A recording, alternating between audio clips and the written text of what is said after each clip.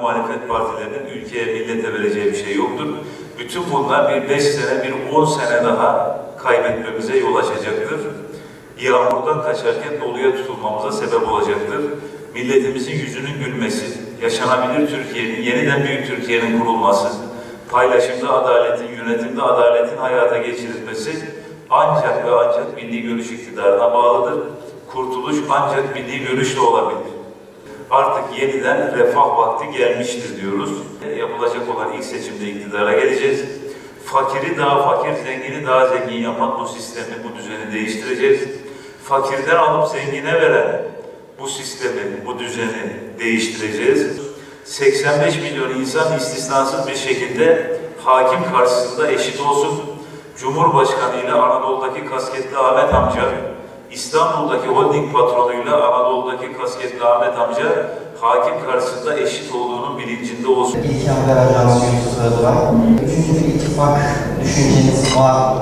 CHP'nin ve HDP'nin Millet İttifakı içinde olması aslında sağ partiler olarak nitelendirilebilecek partilerin tabanında, seçmen kitlesinde rahatsızlık oluşturuyor. Bundan orada Millet İttifakı'nda yer alan sağ partiler muzdaripler. Aslında tabii benzemezlerin birlikteliği diye de ifade ettiğimiz CHP'nin katı ve aşırı uçları da bu sağ partilerle birlikte olmaktan aslında rahatsızlar. Biz neden milli görüş geleneğinden gelen bir partiyle birlikte olalım? Neden milli görüş geleneğinden gelmiş bir ismi Cumhurbaşkanı adayı yapalım? Onların da rahatsızlığı oluyor. Biz de dedik ki bu benzemezlerin bir araya gelmesindense seçmen kitlesi birbirine yakın olan partiler bir araya gelsinler. Burada Demokrat Parti, İyi Parti, Saadet Partisi, Gelecek Partisi, Hüdapar, Büyük Birlik Partisi, Yeniden Refah Partisi, bunların bir birlikteliği olursa bir sinerji oluşur.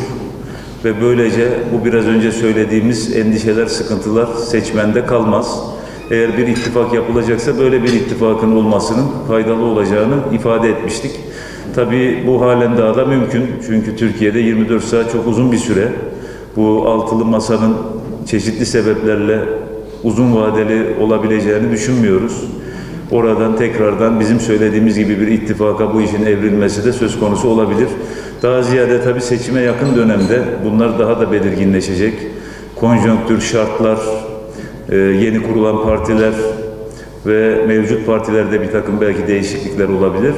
Buna göre seçime yakın dönemde seçim kanunu da belirlendikten sonra bir adım atmak mümkün olabilir. İnşallah tabii derdimiz milletin derdine derman olmak.